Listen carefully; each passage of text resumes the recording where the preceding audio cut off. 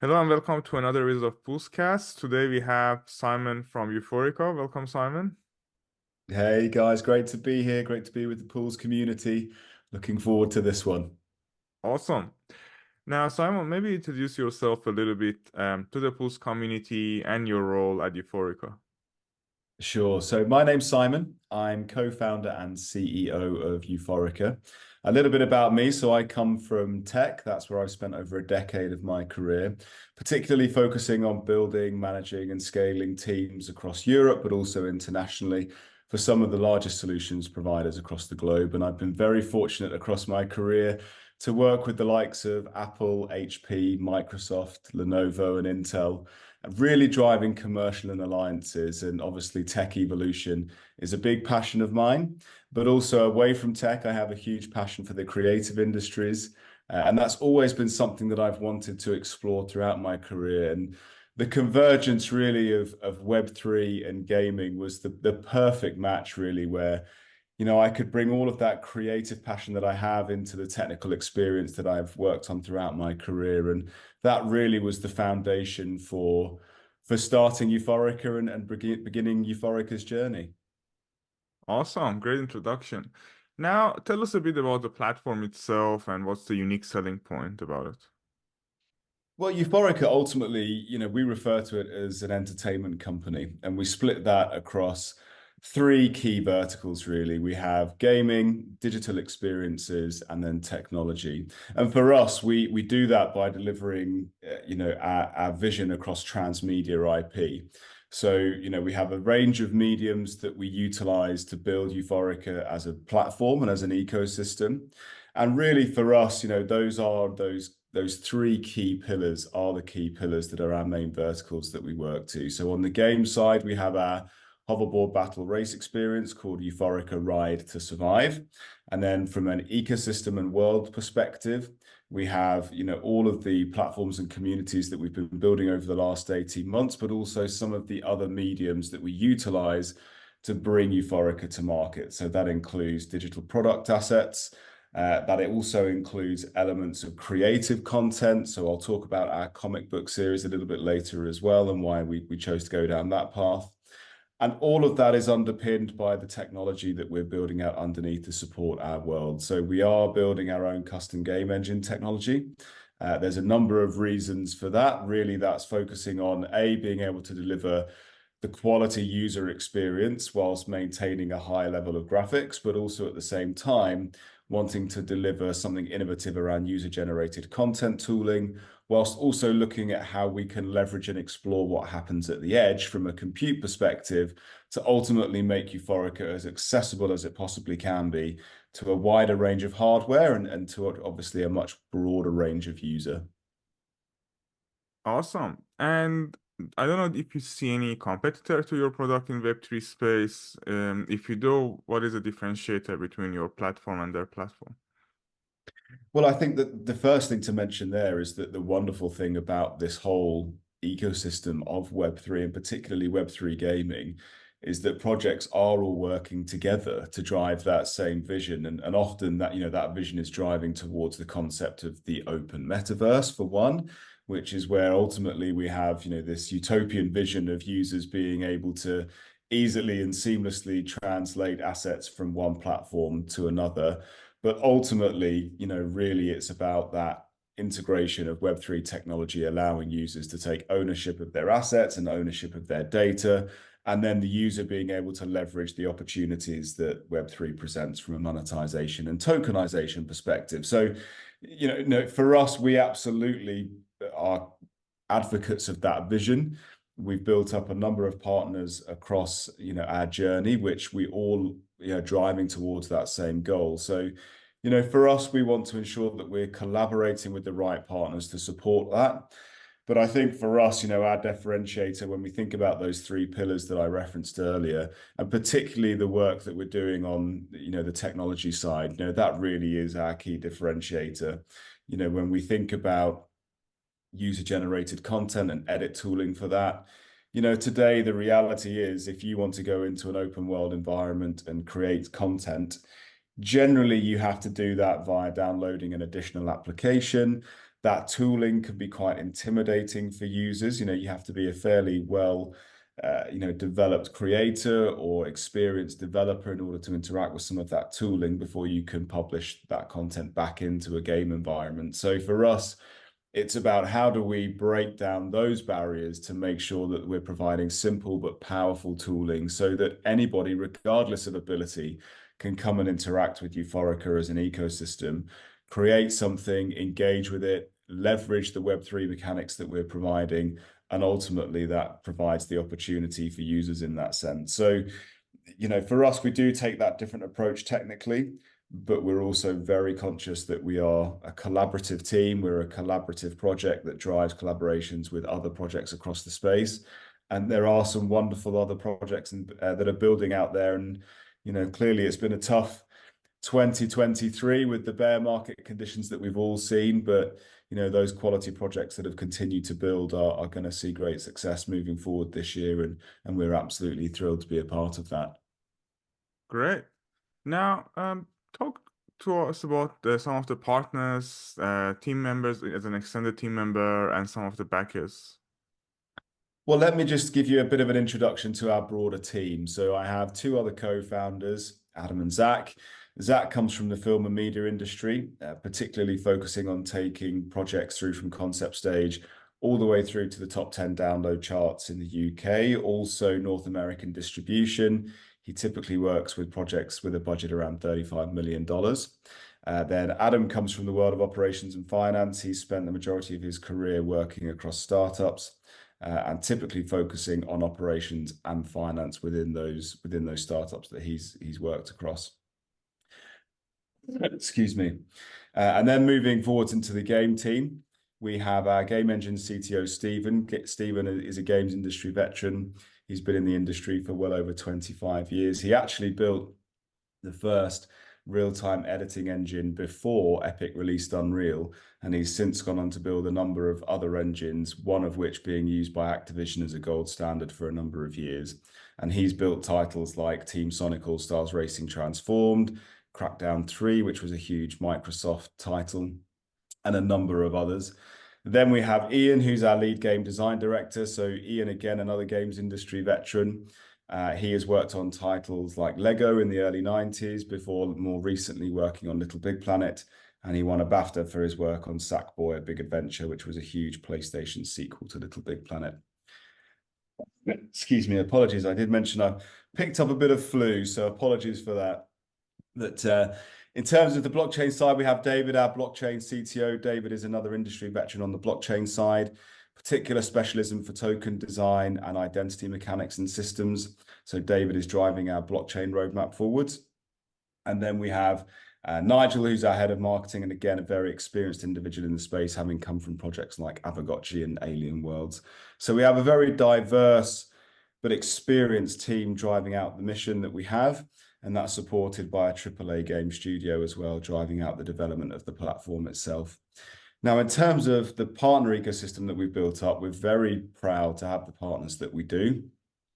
We were incubated by KuCoin Labs as part of their KuCoin Labs Metaverse Incubation Program. That was a fantastic program to be a part of.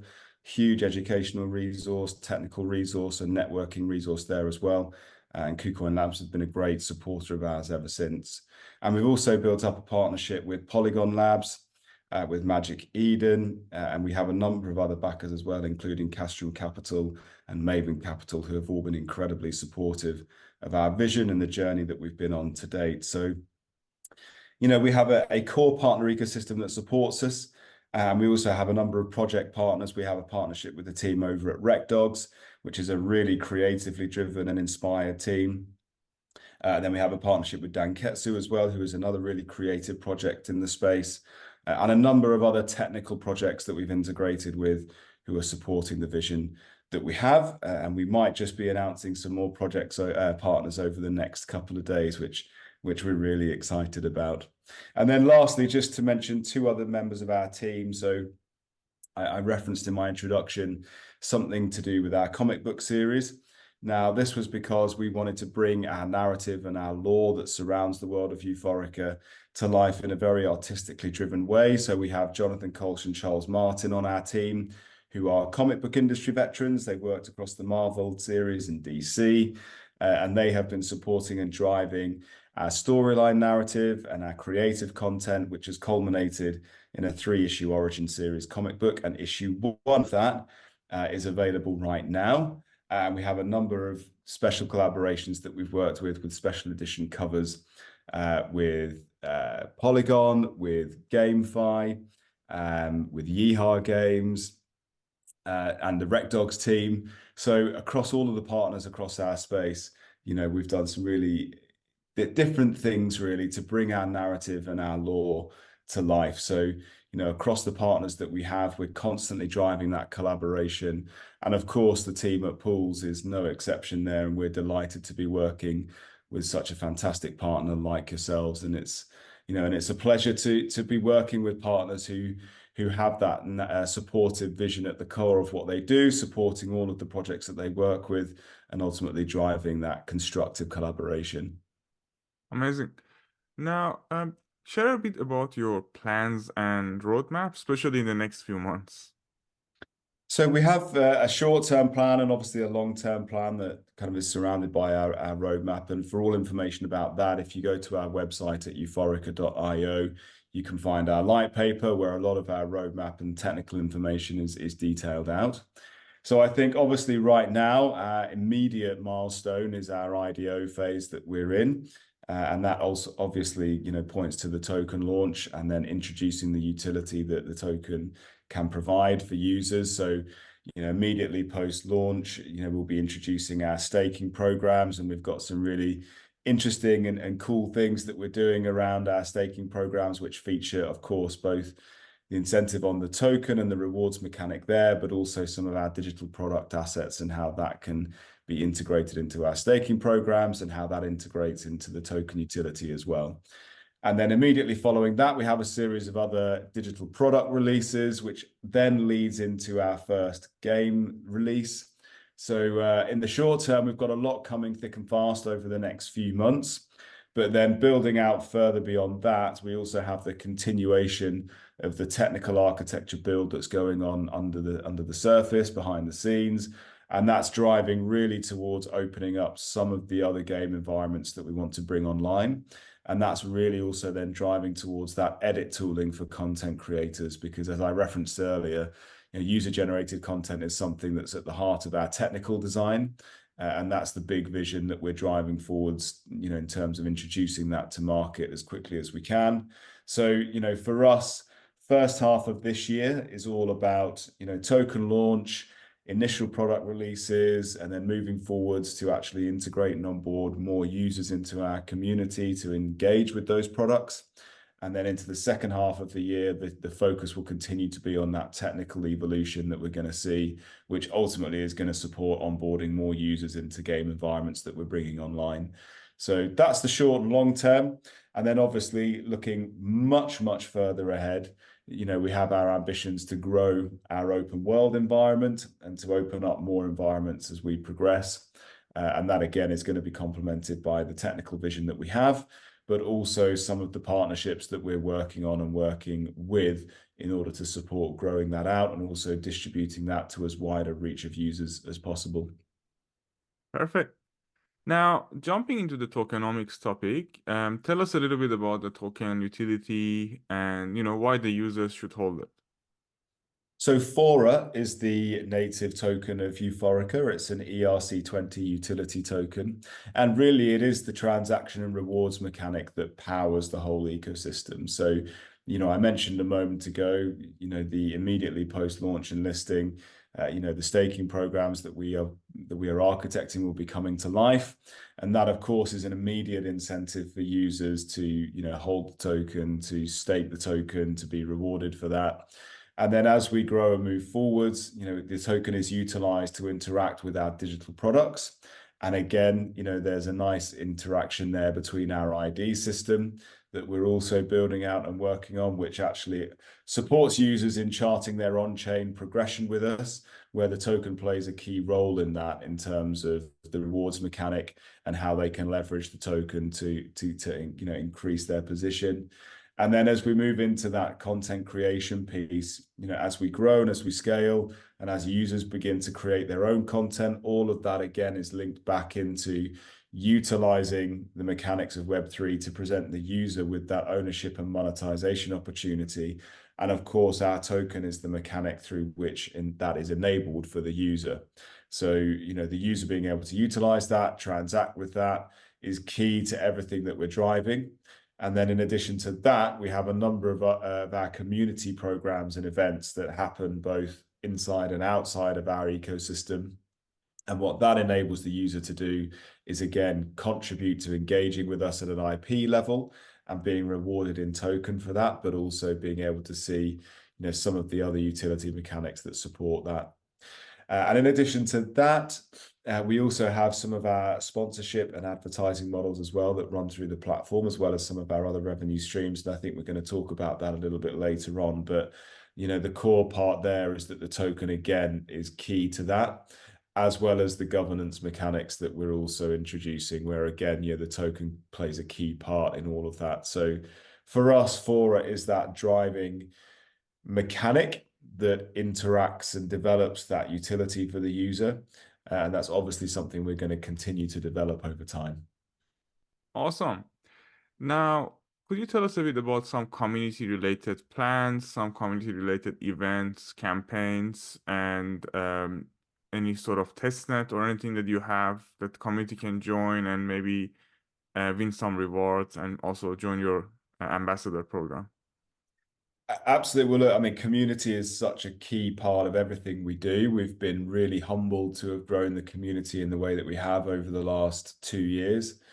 We have a number of programs available. You've just mentioned one of them. So our ambassador program, which we launched a few months ago, was called the Alpha Ambassador Program.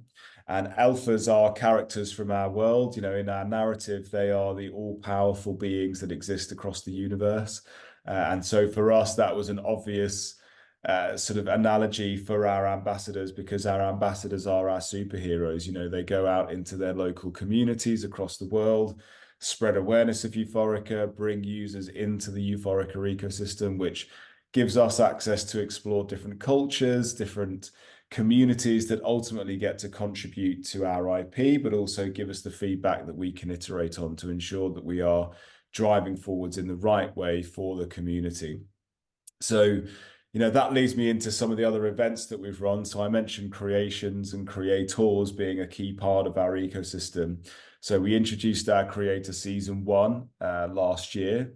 Now that was focused on enabling the community to actually more deeply engage with our IP. Our community have named all of our characters that feature in our game. So these are called Ica creatures. They are the Infinite Koltak Alliance, and they are the fiery creatures that users get to battle with when they come into the game, when that comes online. And all of our community have named all of those Ica creatures. That then led us on to Creator Season 2, which is where we've had all of our community now contributing artistic content to those characters that they worked on in Season 1. So for us, we have a number of events where we want the community deeply involved with building and shaping Uforika's future. And they are rewarded for that as they go through those events and those programs. So there's rewards available for all the community that come in and interact with our events and interact with our ecosystem. So, that's something we're going to continue to do. We've also got a number of other community-driven programs that are focused on different milestones that we work to. And again, there are rewards and events that focus around that. So, for us, that's something that's always key. feedback we've had from the community is always incredibly valuable. It's an interesting thing in Web3. You don't often get that opportunity in the traditional sense where you can be building something and have your community giving you that up to the minute feedback on reaction to what you're building, feature sets they want to see, how you can implement that, what you can change. So that's been really exciting for us because it's given us the opportunity to act on that feedback quickly and ensure that we are keeping the community engaged and keeping them involved with the project, not just from a sort of consumer facing perspective, but also from a developer facing perspective. Awesome. Now, as you know, the ID on Pools will be on the 23rd of January. What are your plans for post IDO, for listing, and any alpha you want to share with the community? Well, we're really excited for the Pools IDO. I mean, Pools has been such a great organization in the space in general in terms of the success of how Pools deliver their IDOs. So for us, it was always a target to work with Pools, and it's been wonderful to see that come to fruition. And the collaboration and the team over at Pools is great. So we're excited for that. In terms of post IDO and then going to listing. I can't disclose anything just yet, but all I will say is we're very excited for what's going to come. So do keep an eye on our socials over the next few days, where we might just be dropping a few announcements about what's going to happen next.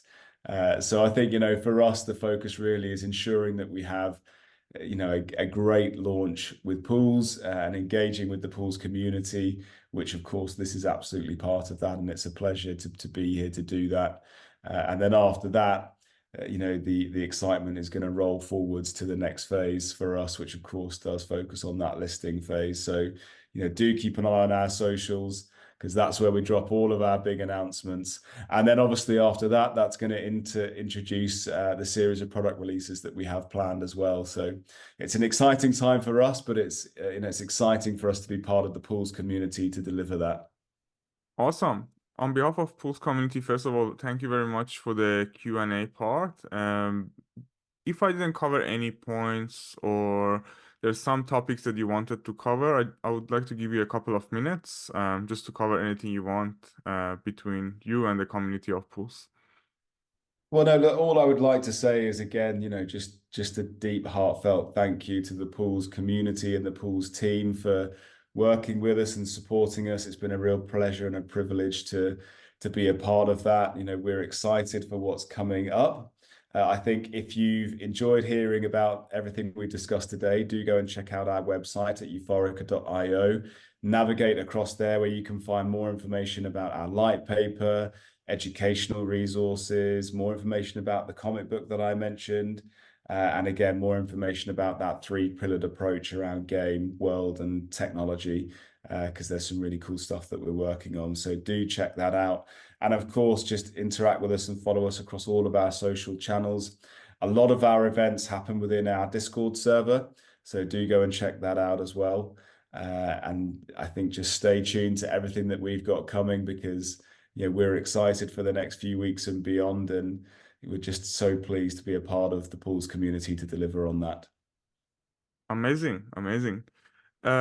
Again, on behalf of Pools community, thank you very much, Simon, for today, and wishing you the best of luck for your IDO and listing.